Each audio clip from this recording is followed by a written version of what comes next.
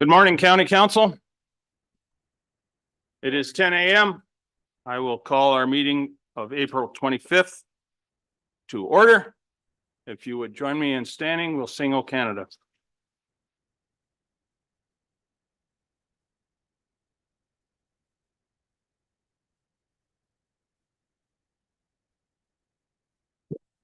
O Canada, our home and native land, true patriot love in all of us command.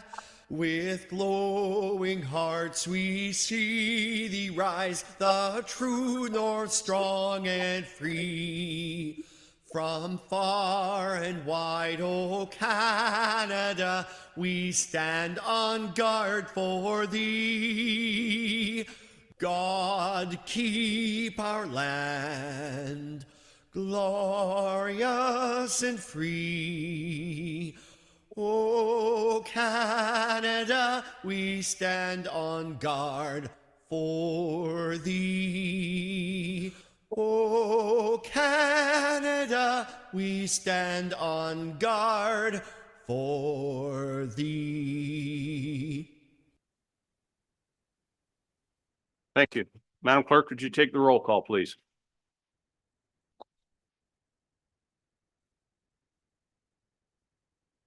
Councillor Mackey, Present. Councillor McKay, Here. Councillor Carlton, Councillor Pringle, Councillor McQueen sends his regrets today, Councillor Allwood, Councillor Nielsen, Councillor Patterson, Councillor Dickert, Councillor Kentner, Councillor Keaveney, Councillor Body, Councillor Craig, Councillor Dobreen, Warden Milne, Present.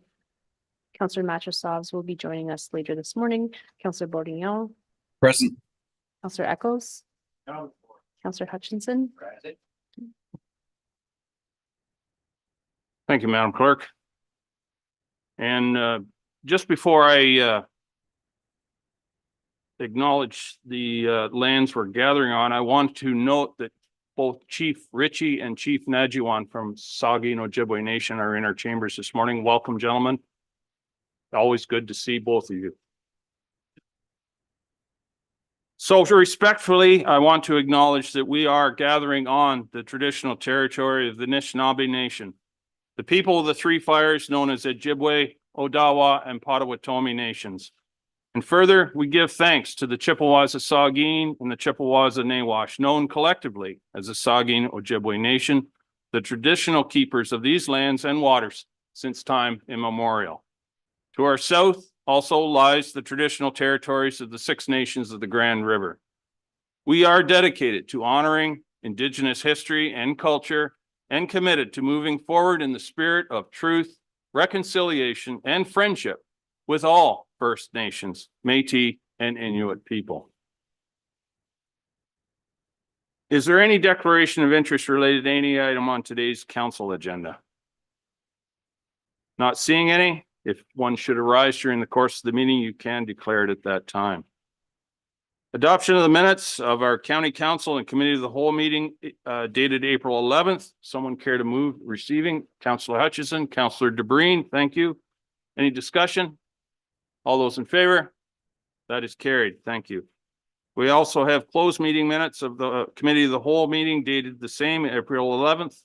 Someone care to move those? Councillor Dickert, Councillor Allwood. All those, is there any discussion? All those in favor? Thank you.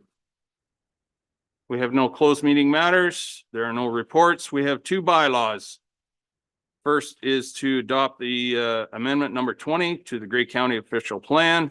And the second is a bylaw to confirm all actions and proceedings of this council. Someone care to move that, please? Councillor Patterson and Councillor McKay. Any discussion? All those in favor? That is carried. News and celebrations. Always a popular time. Anyone? Councillor McKay.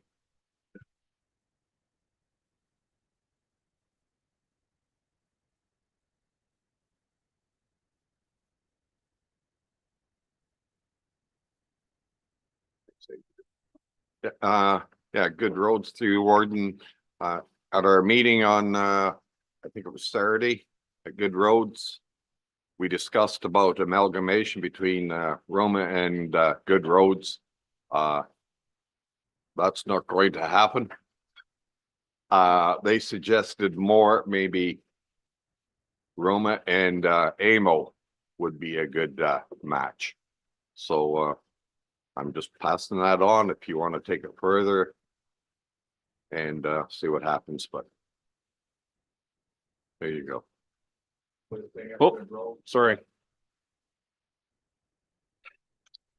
One other thing at Good Roads we talked about the schooling Good Roads puts on, and some of the motel rooms are taking advantage and increasing the price of our staff that attend these. And that was because the Holiday Inn had backed off on giving rates for anything on the Good Road. So now the University of Guelph have taken it up, and they're going to take over giving set rates to any employee that goes down to one of these schools, so, which is good news. Thank you. And I know from past experience that those residences provide optimum housing. Quality housing, yes. Anyway, Councillor Mackey. Thanks, Mr. Warden. Good morning, County Council. I would just like to extend our congratulations to the Chatsworth Township under 15 girls that are provincial champions and won gold about a week and a half ago. So they had a little celebration on Monday night. Unfortunately, we were down at Good Roads, but I understand they had a very good celebration at the Katie Arena. So just want to extend our congratulations to them. Excellent. Congratulations. Councillor Carlton. Thank you, Mr. Warden. I would just like to thank the other municipalities that joined Georgian Bluffs yesterday in our delegation at Good Roads too. West Gray, Southgate, Owen Sound, and Hanover. I think the presentation went very well, and I thank all of you for joining with us in that. Thank you. Councillor Eccles. Thank you. I may be not as much on the celebration part, but there was a celebration of life for one of our past wardens on Monday in Meaford. Mayor Kittner was certainly present, and a number of other past wardens did a award for Gerald Short. Gerald was warden in 1990 and very active, was president of Roma in 1995, I believe it was, and was continued to be active within the community after his elected times. Great gentleman, and a loss to the community of Meaford at this point in time for sure. The other, I thought the price of inflation was up to 20 now, but you know, it only goes to those that can pay. Mackie.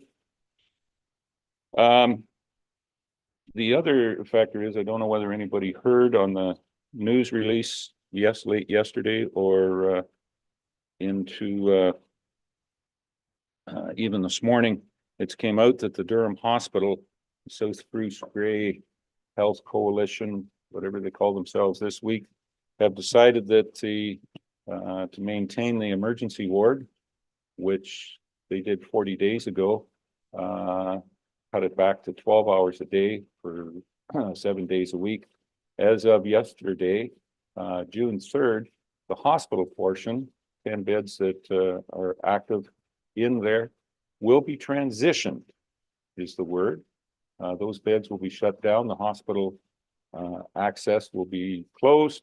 10 beds, 5 will go to Walkerton, 5 will go to Kincardine.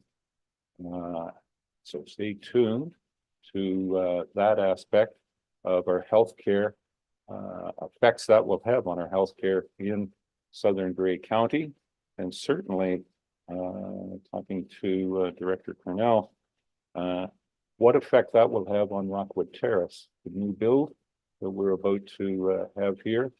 It was surprising in the announcement yesterday, which was done on Zoom that I participated in. The CEO of the South Bruce Gray was kind of aware that Rockwood maybe expanding a bit and maybe a new Rockwood Terrace, but was oblivious of the idea that Grey County is moving their EMS station off the hospital property and building a new EMS station.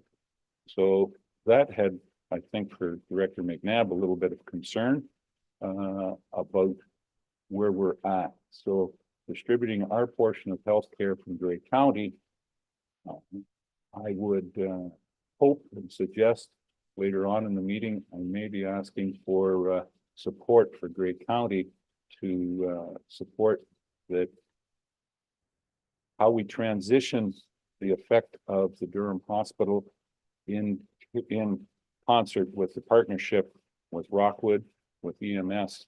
I think we need to engage. I was told that there was engagement, but I doubt very much if any staff and or political aspect was ever informed of any of this happening until yesterday at 3 o'clock when the announcement was made. They could have even caught some of our MPPs. Maybe they knew, maybe they didn't know, but they didn't show up on the announcement anyways.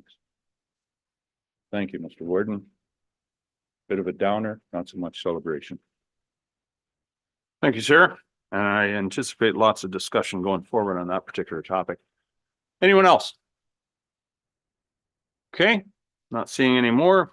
I have one final motion to adjourn the council portion of our meeting today. Councillor Mackey. Councillor Pringle. All those in favor? That is carried. Thank you. We'll just take a minute to change over to our committee of the whole meeting.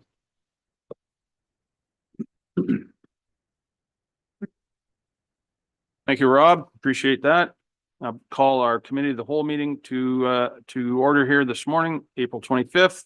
Is there any declaration of interest on the committee of the whole meeting agenda that anyone wants to make? Seeing none, again, if one should arise during the time of the meeting, you can raise it at that time. Business arising from minutes. We have a notice of motion here from Councillor Body. Councillor Body, I'll ask you to introduce it, please. Thank you, Warden Milne. Through you, I'll make the following motion. I understand it will be seconded by Councillor Keaveney.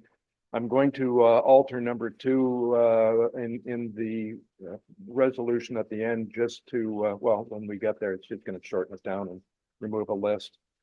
I tried to put as much detail into the motion as possible so people would understand where I was coming from. So whereas TC Energy has made public its plans to construct and operate a major 1,000 megawatt hydroelectric generating facility centered on zero emissions electricity generating technology known as pump storage, related works and undertakings in partnership with the Saugeen Ojibwe Nation on lands controlled by the Federal Department of National Defense in the municipality of Meaford in the county of Grey in the territory of the Saugeen Ojibwe Nation. And whereas Grey County Council has adopted the strategic plan for 2024 to 2027 called Working Together for Success, and under the heading Building Communities for the Future, recognized economic development, climate change adaptation, and First Nation reconciliation and relationship building as priorities. And whereas Grey County has declared a climate emergency and adopted Going Green and Grey climate change action plan for 2022 to 2050. The plan makes a commitment to net zero emissions by 2050 by leveraging the emerging energy innovation sector, championing, that's hard to say, local low carbon energy leadership and centering reconciliation and climate action, given the long history of Indigenous leadership in environmental stewardship. And whereas Grey County has adopted an economic development, tourism, and culture master plan titled Great Reset, which provides a 10-year vision for growth of economic development, tourism, and culture, includes a focus on sustainability, including supporting clean energy industries, and the opportunity for more diversified economy by supporting nuclear, pump storage, and hydrogen development. And whereas the Saugeen Ojibwe Nation has been keepers of these lands and waters throughout history, and recognizing the commitment to Indigenous economic self-determination is important for advancing reconciliation. TC Energy has established a partnership with Saugeen Ojibwe Nation early in the development process to ensure meaningful Indigenous participation and benefit. Whereas the Saugeen Ojibwe Nation will decide whether they will approve the project, and such approval is required for the project to proceed. I therefore it be resolved that Council for the County of Grey hereby, one, declare conditional support for TC Energy and the Saugeen Ojibwe Nation proceeding with proposed Ontario Pump Storage Project, subject to the applicable approvals process, including environmental and impact assessments and the approval of the Saugeen Ojibwe Nation. And number two, that the warden for the County of Grey prepare and send a letter advising this declaration to the appropriate parties. Now I'll have comments when you're ready. Someone care to second that, please? Councillor Keaveney, thank you very much. Is there any discussion? Councillor Keaveney. Thank you very much, Mr. Warden. Good morning, everyone. I do request your indulgence for my remarks. I want to begin by expressing my appreciation to Councillor Boddy for bringing this very important motion forward this morning for our consideration. I am pleased to be the seconder. Meaford, as the host community, has the advantage of 4 years of knowledge relating to the proposed Ontario Pump Storage Project. Our council passed a motion of conditional support on February the 27th of 2023, which is also based on the environmental assessment process. Meaford will have each report peer-reviewed. That information can be shared with members of County Council and with county staff. Meaford has created a pump storage advisory committee with 9 public members. Our first meeting will be May 9th. Public engagement will be a large component of the work of this committee. I'm going to speak now to potential economic development benefits for Grey County should OPS go forward. Firstly, we recognize that TransCanada Energy has offered the municipality of Meaford a cash portion of future community benefits. The current number on the table is $1.5 million annually. The county's portion will be above and beyond. We will negotiate the 1.5, but that amount roughly would equate to $600,000 for the county on an annual basis. The Economic Development, Tourism and Culture Master Plan speaks to being forward-thinking and future-ready, along with being innovative and entrepreneurial. I believe this project meets this mandate by proposing to supply 1,000 megawatts of clean energy to Ontario. Carla Nell from the ISO stated at an Oprah session this Tuesday that energy needs in Ontario will at least double, if not triple, over the next 20 years. She also said that an investment of $400 billion will be necessary in Ontario to meet these future demands. Our Economic Development Master Plan also speaks to a diversified economy based on clean energy. The economy of Grey will benefit with the influx of 1,000 construction jobs and the addition of many subsidiary businesses to the county. From the recently released CanSIA report outlining the economic and social benefits of this project, we learned that 83% of the capital investment for this project will remain in Canada. Of that 83%, 92% of the investment will remain in Ontario. Every lower tier has the opportunity to benefit from this growth. TCE has made a firm commitment to hire and buy locally. 2 weeks ago tomorrow, a suppliers forum was held at the Sydenham campus. Several of you were there in attendance and heard about local opportunities. Mackwell Cahill is the first nuclear qualified Indigenous fabricating facility and located right here in Owen Sound. We learned from their president how this local business is already benefiting from OPS. I want to add that to meet provincial, federal, and Indigenous approval standards, every question and concern presented to TC Energy must be answered objectively. Public engagement will be a major component of the federal impact assessment process. I believe we will never know if this project could be good for Grey County without the next phase, which is the assessment process identified in this motion. Thank you for listening. I hope you will all join me in supporting this motion as we send it forward to encourage the minister to give TC Energy the green light to begin their federal and provincial impact assessment processes. Thank you. Thank you, Shirley. Anyone else? Counselor Body.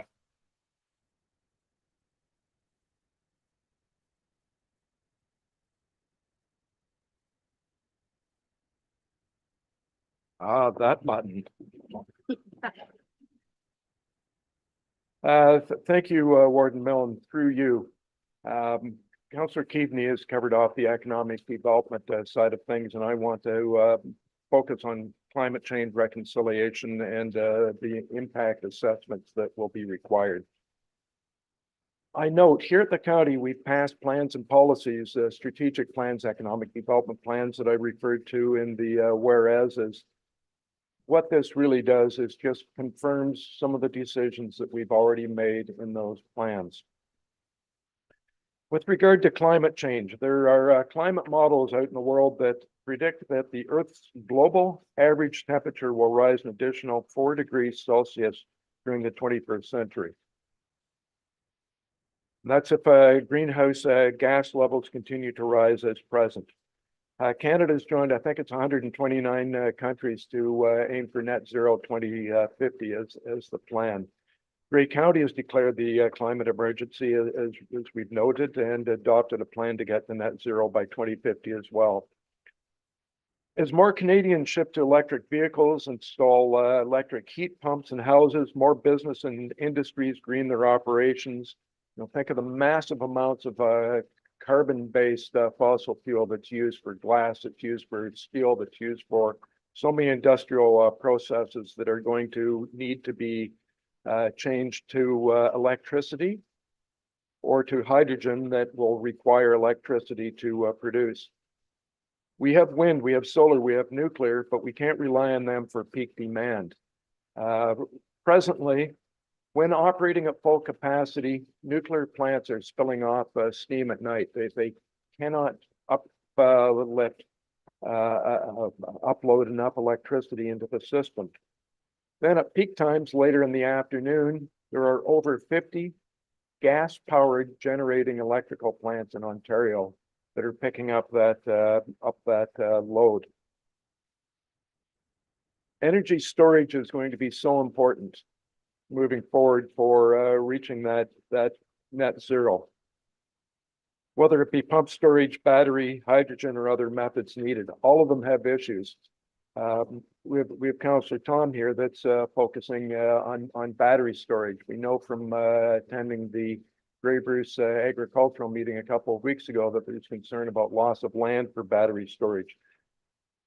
None of these are perfect, but they're all going to be needed. With regard to reconciliation, we recognize that Saugeen Ojibwe Nation has been keepers of these lands and waters throughout history. Our ancestors and their ancestors signed treaties recognizing that history. Section 35 of the Canadian Constitution Act of 1982 recognizes and affirms the existing Aboriginal and treaty rights of Indigenous peoples. To protect these rights, the duty to consult and accommodate Indigenous groups was developed by Canadian courts. The Supreme Court of Canada stated that the general purpose of the duty to consult is to foster reconciliation. Supreme Court released 3 decisions in 2004 and 2005 that established certain procedural protections for Aboriginal and treaty rights.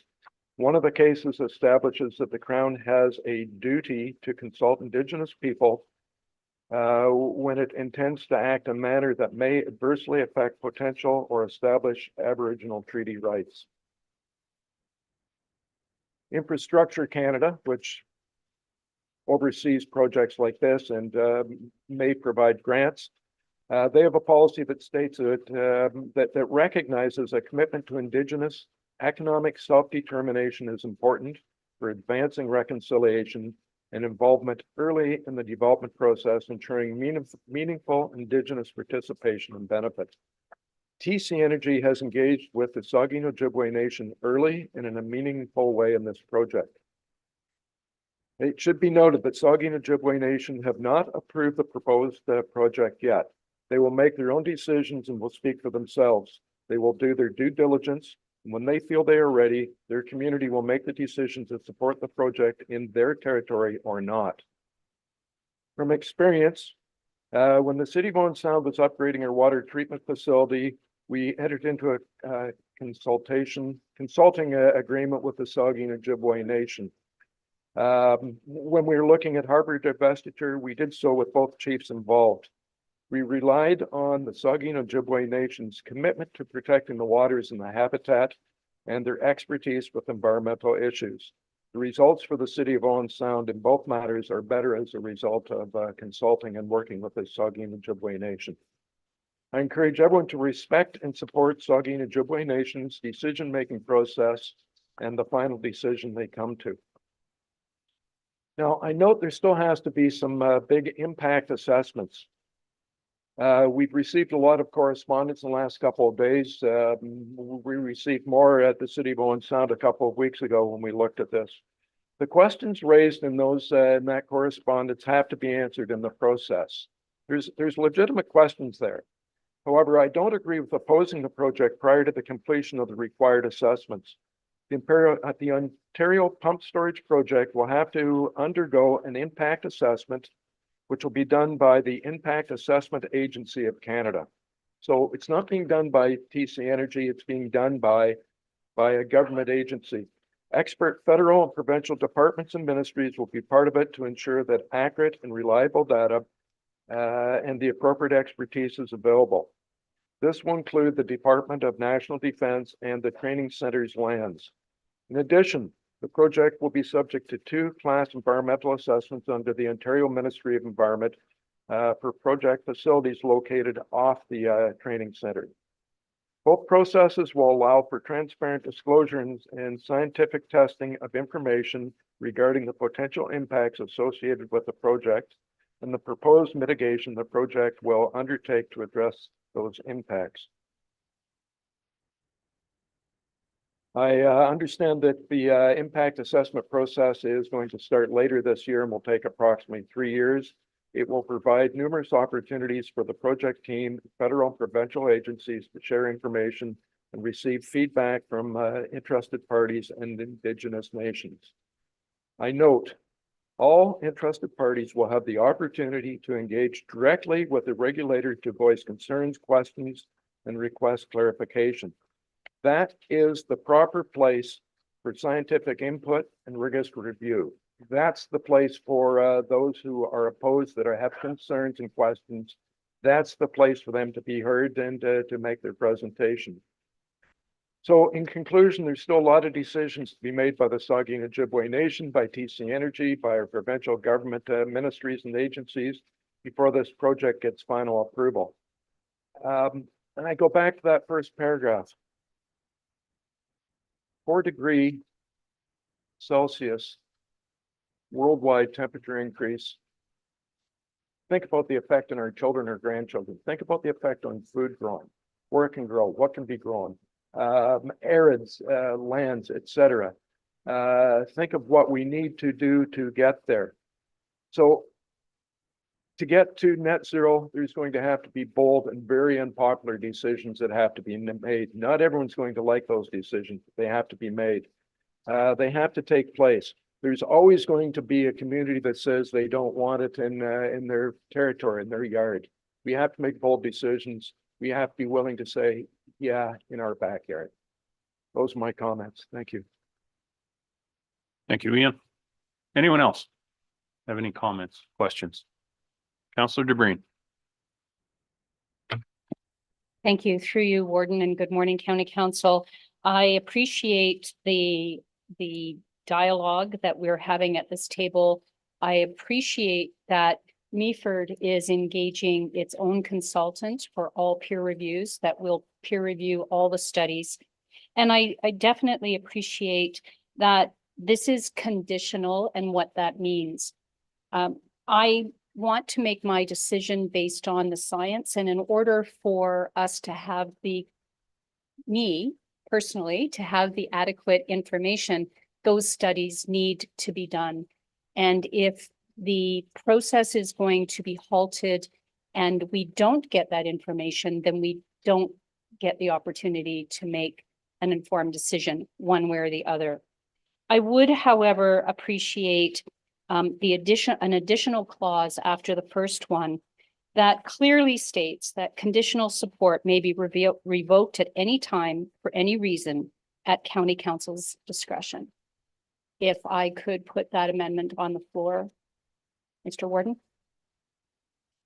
Thank you. Is there a seconder for that amendment? Counselor Matchesauce, thank you. Discussion on the amendment itself. Seeing none, I'll call the vote on the amendment to add that clause. I believe is it up on the screen? Not yet. Okay, but I think it's fairly clear. All right. Sorry, go. Okay, please, Counselor DeBreen, if you would read that again. And I apologize to staff, I just drafted it.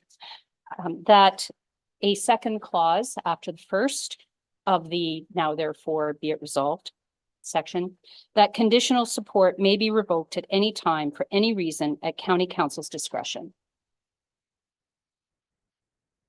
Thank you. Any questions on that? Everyone's clear? Counselor Body. Thank you, Warden Milne, through you. Council can rescind any decision anytime. This isn't necessary. Okay, thank you. Agreed. Any further discussion on the amendment? Counselor Nielsen. Thank you, Warden Milne. Just a question of process. Having a clause in there, you would require 2/3 majority to bring a motion back for discussion. Having this clause in there, does that remove that necessary for the 2/3 to bring back and reconsider a motion? Now you're asking stuff above my pay grade. I don't know. Madam Clerk, where would you go on that one? Sorry, Counselor Nielsen, just so I make sure I fully understand, could you repeat the question? Absolutely, Clerk Warder. My question is, having a clause like this put into the motion, does it prevent the need for a 2/3 majority to bring a resolution back for rediscussion? So my understanding of policy is if it's passed, we need to reconsider the motion, but having this clause is just prevent the need for the reconsideration motion. No, I would suggest that if that a motion to reconsider would need to come back to council despite this clause being in there. Thank you, Chair. Any further discussion on the amendment? Counselor DeBreen. Thank you, Warden Milne. And I just want to clarify that this is just to make it clear for all concerned that what the conditional support means to us at the table. I realize that any resolution, any decision that county council makes can be withdrawn or rescinded or changed at any time. And this is going to be coming back to council at some point in the future to either withdraw the conditional support or firm up our support based on the studies and the science that is presented. So it's going to come back to county council regardless. Thank you very much. Thank you. Any other discussion on the amendment? I'll call the vote on the amendment. All those in favor? Opposed, if any? That amendment fails. So now we're back to the original motion. Is there any further discussion? Not seeing any, I'll call the question. All those in favor? A recorded vote has been called. Madam Clerk, would you take the recorded vote, please? Counselor Mackey, In favor? in favor, Counselor McKay. Counselor Carlton. In favor, Counselor Pringle. In favor, Counselor Allwood. In favor, Counselor Nielsen. In favor, Counselor Patterson. In favor, Counselor Dickert. In favor, Counselor Kentner. In favor, Counselor Keaveney. In favor, Counselor Body. In favor, Counselor Gregg. In favor, Warden Milne. In favor. In favor, Counselor Dobreen. In favor, Counselor Mattressovs. In favor, Counselor Bordignon. Opposed. Opposed, Counselor Echols. In favor, Counselor Hutchinson. In favor, that motion is carried 89-7. Thank you, Tara. Okay, moving on, we have no delegations this morning. We have the consent agenda has been provided there for your appraisal. Would anyone like any of those items removed for further discussion? Councillor DeBreen. Thank you, Warden Milne, and I would like to pull the 6A and 6B for discussion. Okay, thank you. We'll deal with those later in the agenda. Any further requests for removal of consent items? Okay, if I could have a motion to adopt the recommendations of the remaining, Councillor Carlton, Councillor Patterson. Any discussion? All those in favor?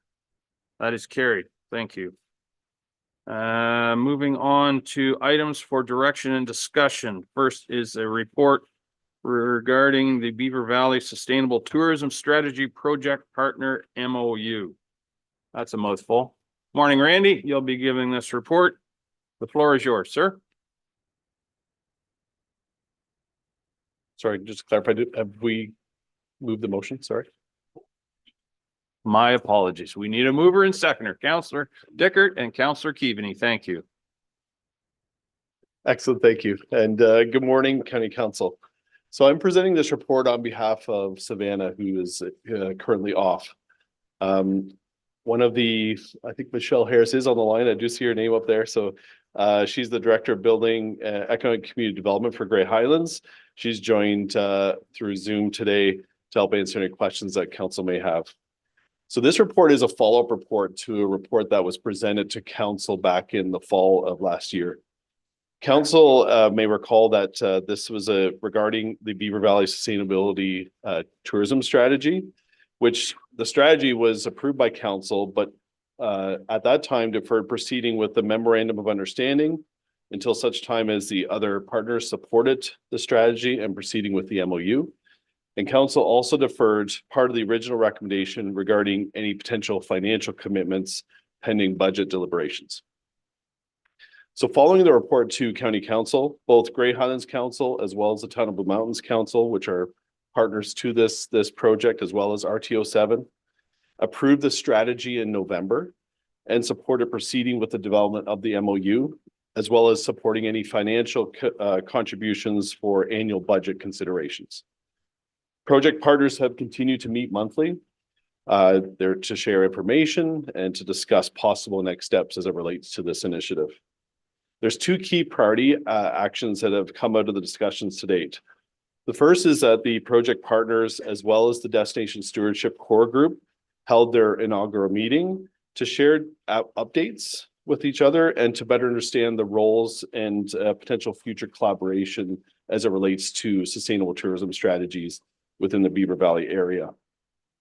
Project partners also discussed and built consensus around suggested content for the project partner MOU. So the proposed MOU has been developed by the partners as outlined in the report for Council's consideration.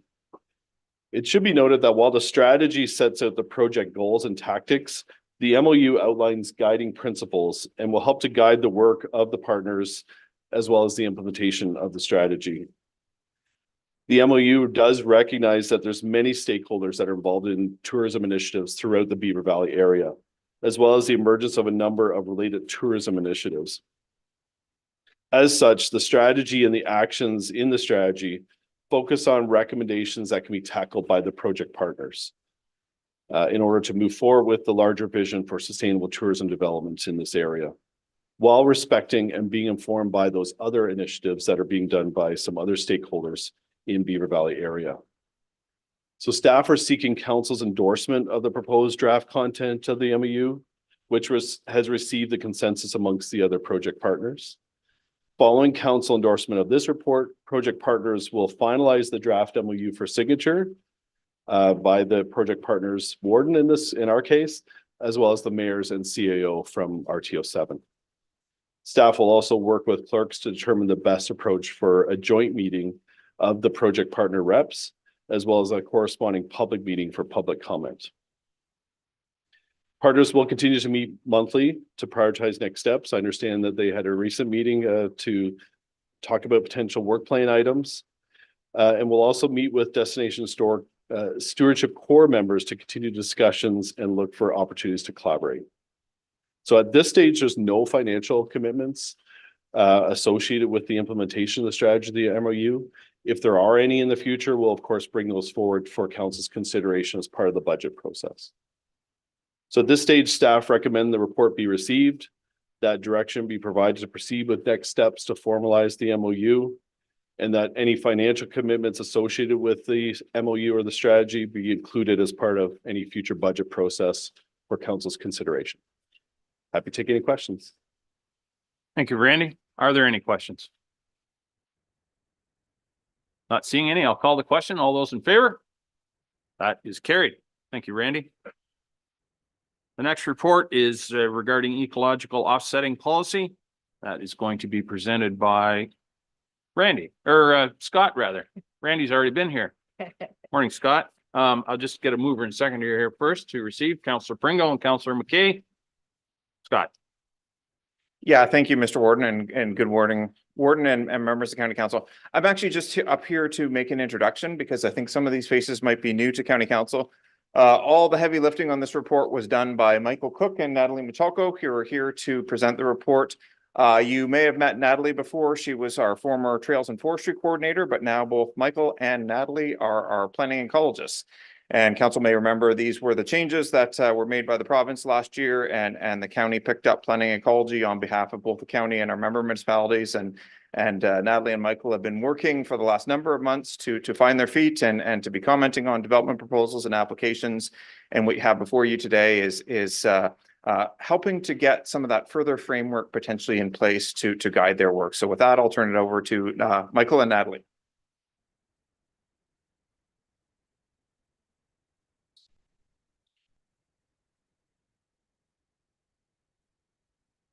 Great. Good to meet you all.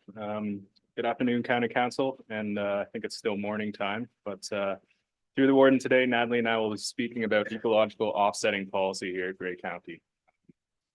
So a bit of background, consultation with residents and visitors show that natural areas are of high value within Grey County. Protection and enhancement of these features is broadly supported. Recent legislative changes affecting the review and approval authority for natural heritage policies has changed roles from the conservation authorities to the county. And this makes natural heritage review and approvals somewhat challenging, as natural heritage policies and guidelines are not fully developed here at the county as they were at the conservation authorities, such as an ecological offsetting policy. Offsetting has been utilized informally for years by environmental planners and ecologists and other organizations responsible for natural heritage review and approvals. Other entities such as some conservation authorities, municipalities like Barrie, counties like Peterborough, have developed offsetting policies and procedures to support development proposals and process requests for offsetting. To explore additional offsetting options for natural heritage review, the County Official Plan Amendment 11 added offsetting wording to Section 7 of Recolor Grey, the Grey County Official Plan. This policy wording outlines that the county can consider and generally support offsetting policies developed by other entities within the county. With the county now responsible for natural heritage review and approvals for itself and its member municipalities, it may be an appropriate time for us to develop our own formal offsetting policy. So what is ecological offsetting? It's where environmental or ecological impacts are incurred in one area, such as the removal of woodlands, and compensated for in another area, such as replanting woodlands on the same site that they were removed or another property. It aims to achieve no net loss and promote overall net gains within the broader ecosystem, whereby a feature is compensated for equal or greater ecological value. It's considered the last step under the mitigation hierarchy of avoid, minimize, mitigate, and then offset. Offsetting is not used to justify the removal of features, and it's not considered for some features due to their significance or sensitivity, such as provincially significant wetlands or sensitive wetland types like bogs and fens. There are instances where the province uses ecological offsetting, and one example would be the permitting process to remove a butternut tree, which is an endangered species, in exchange for planting butternut trees elsewhere.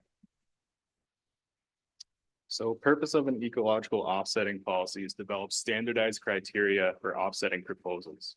We are seeking to establish consistent, defensible policy that will be critical to successful implementation and public support for this type of work.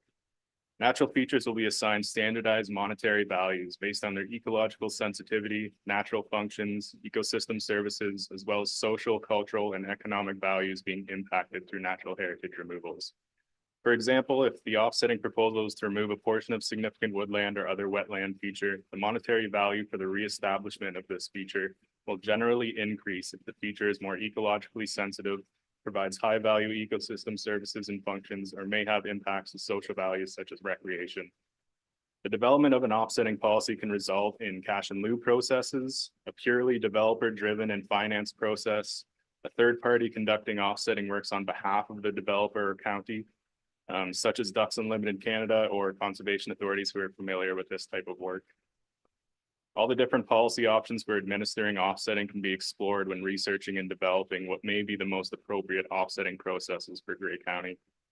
Grey County would also not be the first to implement an offsetting policy within the county's borders. Nottawasaga Valley Conservation Authority has an existing offsetting policy that is currently being utilized in the county.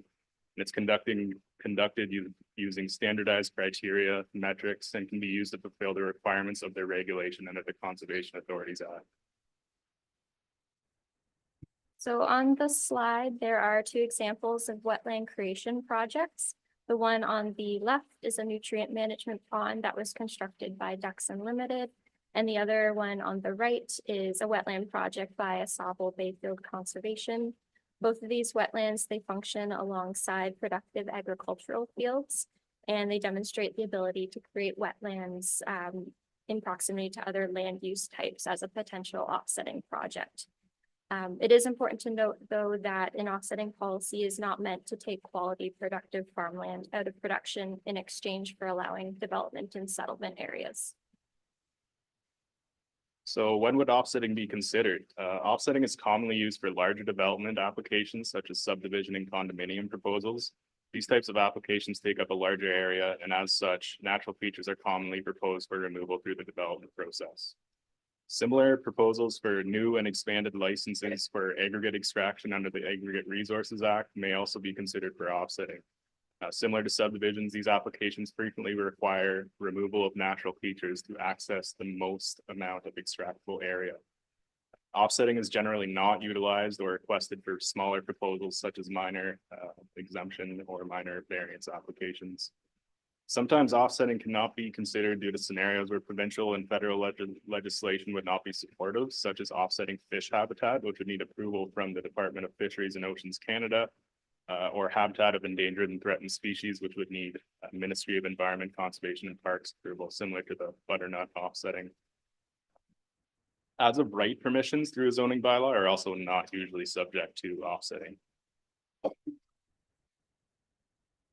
So impacts to natural heritage features are usually inevitable for larger developments such as subdivisions and gravel pits, and there are some opportunities that come with offsetting. It provides a means for features to be removed and reestablished in more appropriate areas for long-term protection and overall enhancement. It aims to achieve conservation gains by integrating environmental and social costs of biodiversity loss in planning decisions. It would also set out clear requirements for developers through the planning process. It would improve application review processes for natural heritage protection considerations. And lastly, it supports corporate goals in climate action, healthy communities, and forest management. So some challenges with ecological offsetting are some features cannot be offset due to their high sensitivity, rarity, and functionality. A good example of this is significant valley lands where some features of importance not be fully offset appropriately and should not be considered for offsetting due to the risk of not being able to recreate a similar ecosystem type. If offsetting works are poorly completed, not monitored, or not enforced, this may seem like a way to undermine existing natural heritage protection policies. Although the provincial government has not stated that planning authorities cannot use offsetting as a tool, they also don't have any formal policies or standard approach to how offsetting should be conducted in Ontario. A common challenge with offsetting projects is also finding the lands that can accommodate the creation of such a feature like woodland or wetland. The lands must be able to support the specific kind of feature being offset. A general rule is to strive to have the offset feature created as close as possible to where the original feature was removed, preferably on the same parcel proposed for development and as soon as possible. Offsetting generally has mixed outlooks on its effectiveness and potential impacts not only to natural features in the environment, but also social, economic, and cultural values of the public and Indigenous communities. Offsetting policies may increase administrative workload of the county with the potential requirement for ongoing monitoring and potential maintenance responsibility post-development. What is currently an informal offsetting process would become a formal offsetting policy. This could be seen as setting restrictions and increasing specific requirements for developers who want to remove natural heritage features to accommodate their proposed development. As mentioned a few slides back, offsetting aligns with county strategic goals and would serve as a tool to further support the county's environmental and stewardship efforts. For example, some of the goals of the Climate Change Action Plan speak to the retention of features, enhancing natural assets, and restoration of degraded systems across Grey County. So next steps for us are we're seeking direction from council to proceed with consultation and work towards drafting an offsetting policy and procedure to support natural heritage review and approvals mandated under the provincial policy statement, county and local official plans. Staff believe this policy could aid in their review and provide clear guidance to developers who may need to propose natural heritage feature removals through the development process. Currently, natural heritage features are proposed for removal without the need for offsetting, resulting in losses of natural cover and degradation of our existing natural heritage system, with essentially no option to ask for feature reestablishment. Offsetting is generally only applied in certain situations and may not be applicable to certain proposals. Staff seek to explore when offsetting is most appropriate and when it should not be considered. Staff also plan to initiate consultation with other organizations and stakeholders to address any outstanding concerns for Grey County implementing an offsetting policy and procedural guidance. Staff will then return to council to present the potential offsetting policy and procedure options for consideration at a later date.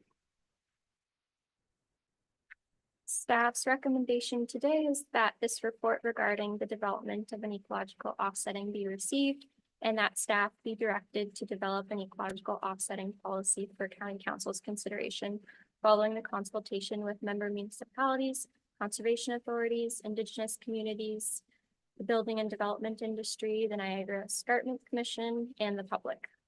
And that brings us to the end of our presentation. Happy to take any questions. Thank you. Thank you, Michael and Natalie. Very well done. Any questions for the presenters?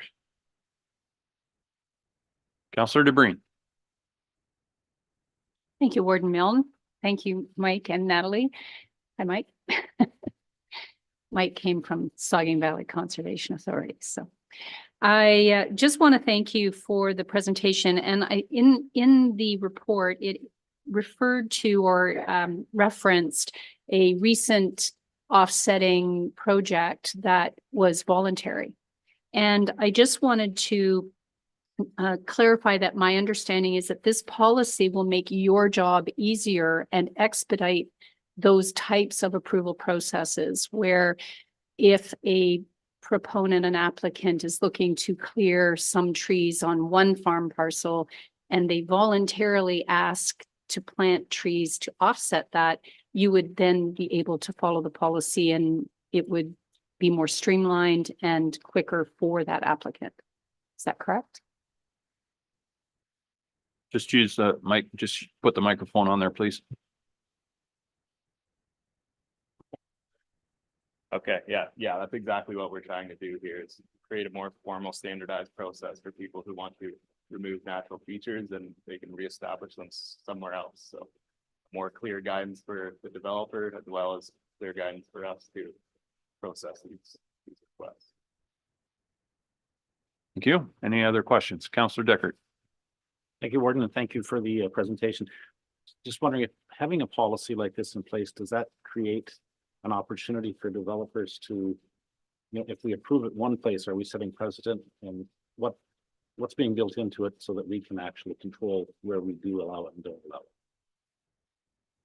it? Through you, Warden. Mainly offsetting is not the first choice, right? But Natalie discussed, first we want to try to avoid these removals and minimize if possible, and then mitigate if possible. So if they're removing, what can they do to make this right and mitigate the outstanding concerns with future removal? The very last kind of option is, if there's no room for any of those first three to happen, then they can remove the feature and offset it with a similar feature as well. It could set precedents, like you said, but there are already established offsetting policies. We wouldn't be the first one. I know Nottawasaga Valley Conservation has one that has been utilized in the Blue Mountains area before. So I don't think it would be of harm. And there are a lot of different standardized ecological offsetting procedures that we could follow suit with potentially. Thank you. Any other questions? Councillor Mackey. Thanks, Warden. Thanks for the presentation. Just wondering if there has been any consultation to this point with the agricultural community, and is there any expected unforeseen restrictions placed on normal agricultural practices through this? Do you want, I see Scott Taylor back there waving his arms. Scott, are you wanting to go to lunch or oh, no? Sorry, go ahead, Scott. Yes, lunch would be great. Thank you, Mr. Warden. Thank you for your question, Councillor. In this case, we haven't engaged with the agriculture community yet. Certainly, we would engage as part of that next process. But I think just to loop back to what Michael and Natalie have shared as part of their presentation is this isn't meant for the smaller one-off projects. This is largely the bigger development. So, if someone is proposing a minor variance and they need a side yard setback, this isn't where we'd use it. We would use this more at the subdivision and gravel pit stage, so to speak. With respect to how that would impact agriculture, if you have an existing farm and you have the existing zoning to build a barn or a drive shed or anything else, no one's taking that away through this process. The only place it might inform future agricultural land clearing in that regard would be if we developed a policy and then as part of our review of the county's forest management bylaw, we built in criteria within that bylaw that looked at clearing opportunities. So that bylaw is under review yet, but is under review now, but hasn't come back to council. So I think not only would this ecological offsetting policy potentially inform planning development applications, but it might feed into the review of the county's forest management bylaw. And that's where part of that bylaw, or not part of that bylaw, that bylaw, we've already committed to taking that back through the Agricultural Advisory Committee. And I think it'd probably be appropriate to take a presentation on ecological offsetting once we have some more principles considered back through that committee as well. Thank you, Scott. Is that all right? Good. Any other questions? Councillor Patterson. Thank you, Warden, through you. And maybe you touched on it, but if there is a dispute from the applicant or developer, what's the process? Through you, Warden. Usually these applications come in with what's called an environmental impact assessment as well. So sometimes the consultant hired by the developer will propose different types of ecological offsetting, different offset ratios. How much do you have to, reestablish versus what you removed? So it's not always up to us to determine that. Sometimes it is provided by the developer and their consultant themselves. So. Thank you. Any other questions? Okay, I'll call the question. All those in favor? That is carried. Thank you, Michael and Natalie. Okay, it is 11 o'clock. Does council want to recess for 10 minutes? I'm seeing a few heads nodding. All right, let's recess. We'll reconvene at 11:10.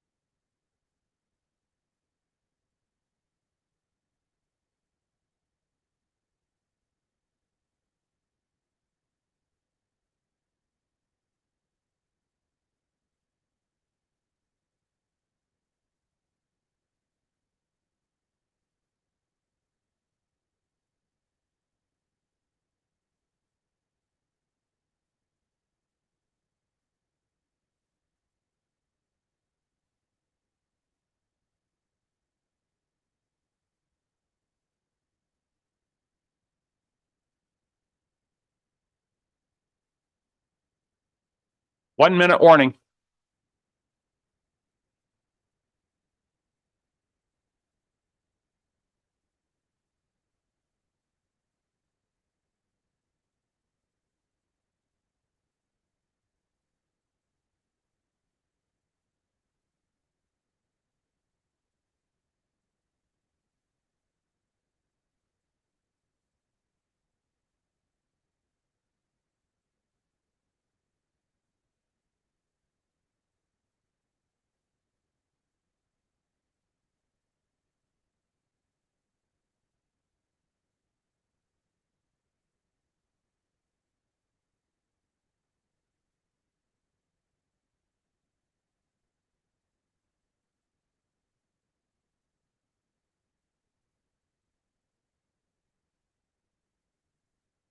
Okay, we'll call the meeting back to order.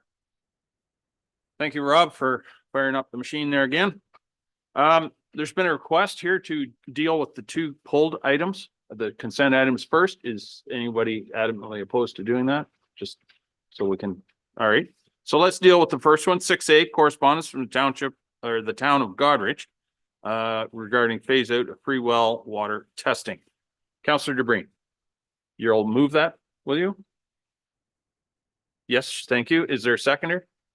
Councillor McKay, thank you. Councillor DeBreen.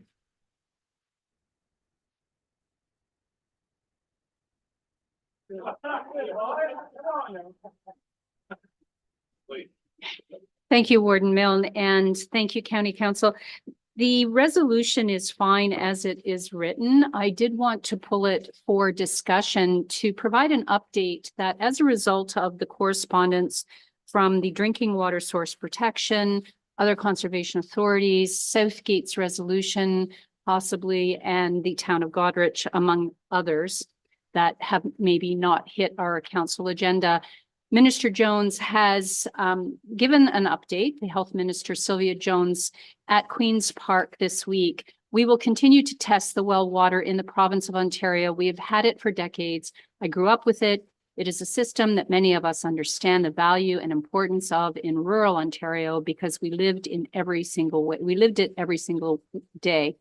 We're going to continue that process, Jones told the House. So in relation to the two items, 6A, that we have on the floor right now, we can still certainly share our support and show the minister that we too at the county believe this is important, or we could simply receive for information given the outcome. But I will leave the resolution stand as is. Thank you, Warden.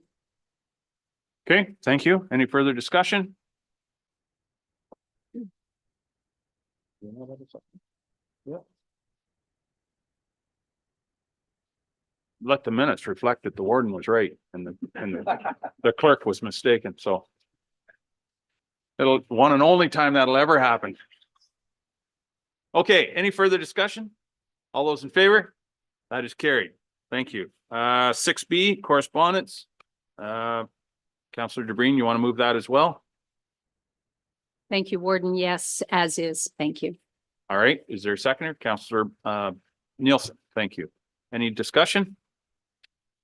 All those in favor? Oh, wait. Councillor DeBreen, you want to? No? Okay. All those in favor? That is carried. Thank you. Okay. The next report for discussion is the report on the Rockwood Terrace redevelopment tender award. CAO Wingrove will be giving that report. Do I have a mover for that, please? Councillor Hutchison, seconded by Councillor Carlton. Kim, the floor is yours. Thank you, Mr. Warden, and good morning, Council. I just wanted to say before I begin that while Mary Lou and I developed this particular report, this project would not be where it is without the tremendous efforts of Jennifer Cornell and her team to move the design forward, and Randy's expertise regarding the site works and servicing and all the many, many details that go into that. So this really has been a team effort, and I think we're all so pleased to be where we are today. So just by way of a little bit of background here, the province approved in principle this project to move forward back in September of 2019. That's where we were told that we would be able to increase the number of beds in the facility from 100 to 128. In 2020, the county acquired the 30-acre parcel where the new home is being built. And in 2021, we retained Colliers project leaders to be our project manager. And later that year appointed Kasian Architects and Ted Handy and Associates as our prime consultants. So just a refresher here, here is the project site. So you can see the existing Rockwood Terrace in Durham outlined in red. And then to the south of that is the 30-acre parcel, the 10 acres that is the new long-term care home site, bounded by blue. Though the blue lines are the extension of Rock Street and South Street that are taking place as a result of this project. And then to the direction am I going to the west, the 20 acres of vacant property that at some point in the future we'll have some discussions about how that property might best be used. Thank you. I knew. What you're seeing on the screen right now is a drone footage. This is the site that you can see that some really extensive early works have taken place on the site. As you look there, you'll see that's the Durham Curling Club, the blue building at the top of the screen. You can also see, I guess, if you look to the right-hand side of this image, you can see one of the smaller of the two stormwater ponds is that kind of depression there at the road. This is just another quick shot, but that gives you a sense that's the Rock Street looking towards where you would come to the existing Rockwood Terrace. It just gives you a sense of kind of the scope of the work that's taken place there. This is the rendering of the front facade of the new building.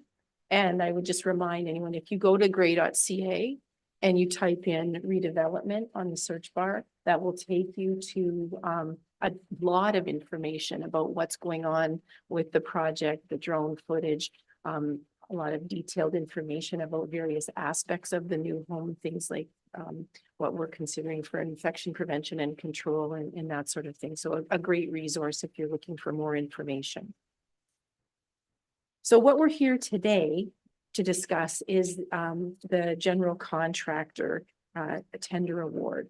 And this is a bit of a unique process. And so I wanted to kind of go through the steps with you. The steps in selecting and awarding the general contractor contract are pre-qualification, the submission of tender bids by the interested and qualified companies, an evaluation for compliance and pricing, where we are today, which is seeking council's recommendation to the Ministry of Long-Term Care of a successful proponent.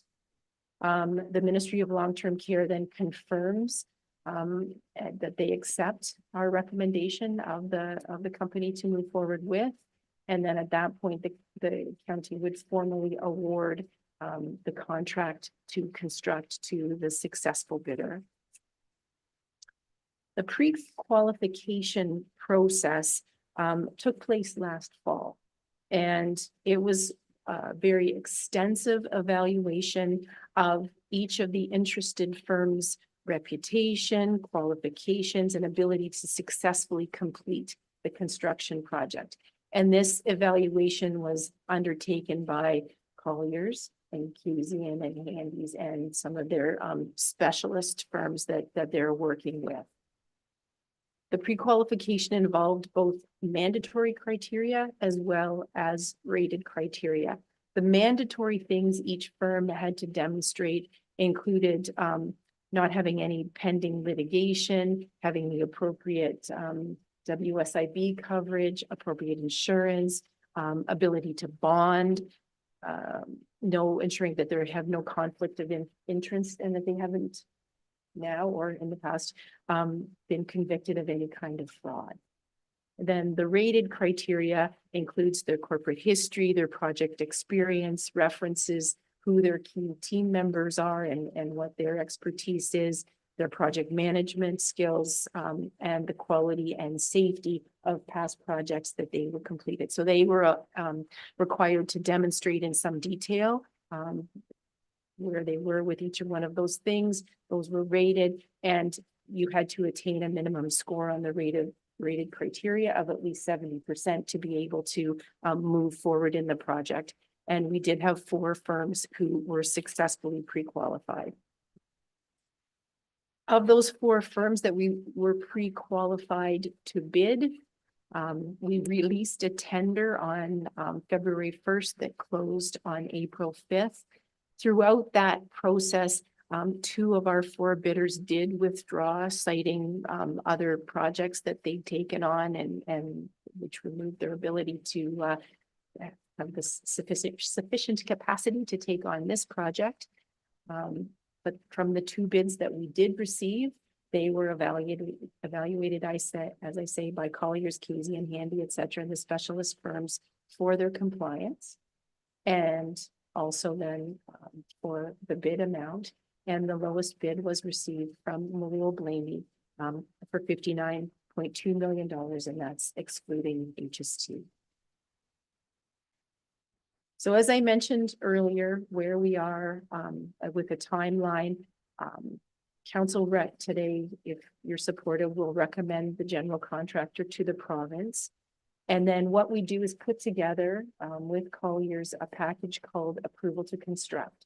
And that's where there's a number of pieces of information that have to go back to the province, our recommendation, information about the bonding and the insurance of the successful bidder, the building permit, et cetera. So all of that information comes together. It goes to a package to the province, and they evaluate that and then come back to us with a decision. We anticipate, given information that they provided to us, that they should be able to turn around that decision, 2 to 3 weeks, because of all of the work that's gone into this so far. Once we have that, then, and we can formally award, then there'll be a project kickoff meeting with Colliers, with the architects and staff and Noel Blamey at the end of May. And then I think after that, we'll have a long-term care redevelopment task force meeting to bring everybody up to speed and talk about what information was shared at the project kickoff meeting. With everything in order, then we would be ready to mobilize the project on site in mid-June.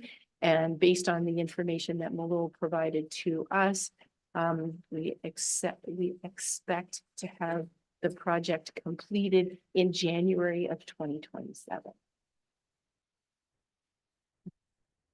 So moving on from timing to costs. So the project costs breakdown, and you've seen this breakdown in the past. I'm showing here both the earlier estimate that was from earlier in 2023 and where we are today. We've got 4 baskets of costs, if you will. Hard construction is not only the cost of the general contractor and the construction of the building itself, but also includes all of the utilities, all of the early works that you saw earlier, putting in all of those roads, the extensive amount of landscaping that will be required after the building is built. So there's an awful lot of pieces that go into hard construction. Soft costs are project management, the architects, and all of the other specialist surveys and assessments that were done prior to getting to this point. All of the legal work that's happened on the file and the cost of the building permit. Other construction costs are primarily the furniture, fixtures, and equipment that will go into the new home. And then, as you know, with all of our projects, there's what we call the non-recoverable portion of the HST that the county will be responsible for. So that takes us, we were at 96.6. We believe now that we're at around 91 million. So that's very positive news. This variance of about $5.8 million is about 5.8% less than where we were in 2023. But I think we're seeing that across a number of the tenders that we've let, that things have settled a wee bit from where we were originally in the pandemic. All of this though kind of has a caveat around it that this is such a big project. And it's we'll be in this for 2 more years. It would need to be carefully managed, which is why we have the people around us that we do, the various consultants. And, having that margin to our, available to us is an important thing for us to ensure that we're going to be able to, stay on budget and on time with the project. Given the project costs, I also wanted to break down a little bit of the project funding for you here. You did hear earlier this year that the province announced another round of that construction subsidy top-up, which was very, very welcome. And so how this breaks down for us today, by the time we get to 2027, I guess the right way to say this is, as of right now, we're into this project for about $4.2 million with the site works and some of the work that's happened so far. We have been putting away every year, ever since we paid off the mortgage at Lee Manor, we've been putting away money in reserve. That mortgage payment, we just diverted that funds into the reserve. So we put money away to support this project. In the 2024 budget, we increased the amount that we were putting away in reserve in recognition that this was going to be an expensive project, so that we went from 1.3 to 1.961 million into the reserve this year. There is a provincial redevelopment grant that we'll receive at the time of occupancy. So we'll get a lump sum from the province once the project is deemed complete and we're ready to occupy it.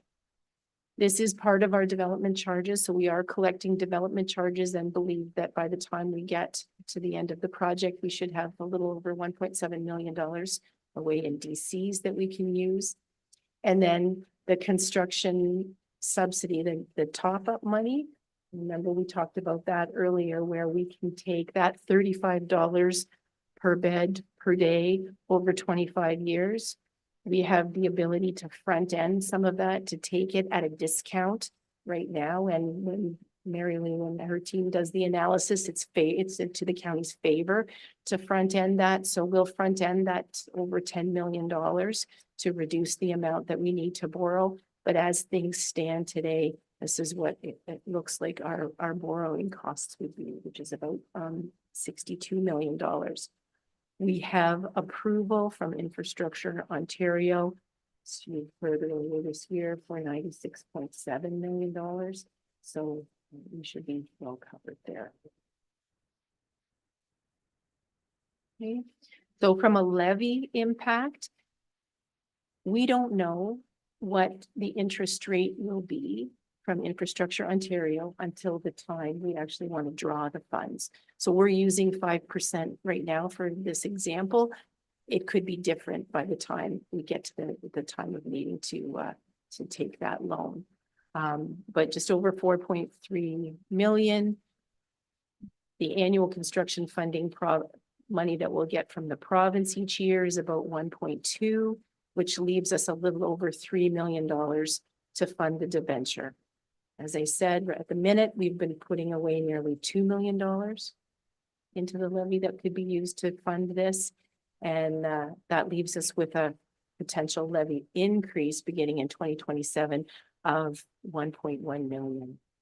I think in discussions, I mean, Mary Lou's recommendation for council's consideration, and we'll talk about this again when we get closer to the time, is that we'll spread that money out over the next 3 budgets so that we'll increase that 1,961 by like about 0.5% in 2025 and then again in 2026, so that by the time we get to 2027, we're just seeing another small incremental increase to the levy requirements rather than trying to do this all at once. So that's the end of the open session. I'm happy to answer any questions right now, or we can go into closed and I'll finish my remarks. I wonder if it would be best to go into closed session so that everybody has a complete picture of what's being proposed. And then when we come back into open session, there may not, or there may or may not be more questions. Madam Clerk, do you want to deal with the other two items in the same session? Yeah, okay. So, the motion is the committee of the whole does now go into closed session pursuant to section 239. It's, the municipal act is amended to one, a proposed or pending acquisition or disposition of land by this municipality, specifically Sydenham campus lands. Two, a position plan, procedure, criteria, and instruction to be applied to any negotiations carried on or to be carried on by or on behalf of the municipality, specifically, again, Sydenham campus lands. And three, a position plan, procedure, criteria, or instruction to be applied to any negotiations carried on or to be carried on by or on behalf of the municipality, Rockwood Terrace redevelopment. Would someone care to move that, please? Councillor Body, seconded by Councillor Eccles. All those in favor? That is carried. So we will now